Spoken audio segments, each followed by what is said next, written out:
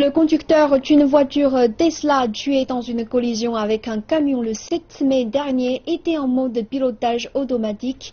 Il pourrait se passer des semaines, voire des mois avant de déterminer les réelles causes de l'accident. Néanmoins, il provoque déjà de grandes inquiétudes concernant la technologie utilisée.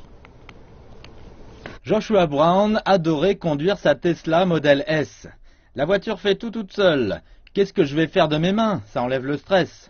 25 vidéos comme celle-ci ont été postées sur YouTube, montrant les capacités d'autopilotage de la voiture. Mais en mai dernier, Joshua Brown a été tué dans une collision avec un camion.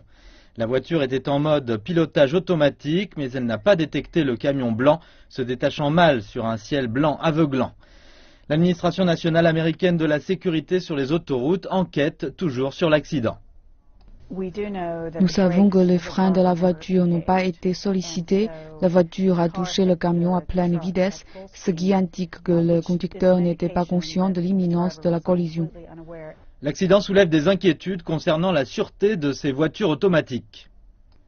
Il y a environ 25 000 Tesla en fonction autopilote en circulation sur les routes des États-Unis.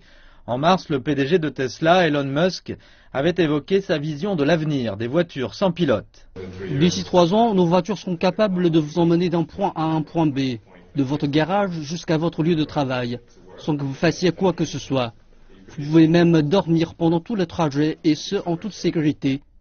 La plupart des constructeurs automobiles travaillent à des modèles de voitures sans conducteur. C'est un peu de la science-fiction, c'est ce à quoi on rêve quand on était petit, pouvoir nous déplacer dans des voitures automatiques, et maintenant c'est possible, c'est incroyable. La technologie des voitures sans chauffeur est testée sur des camions de grande taille.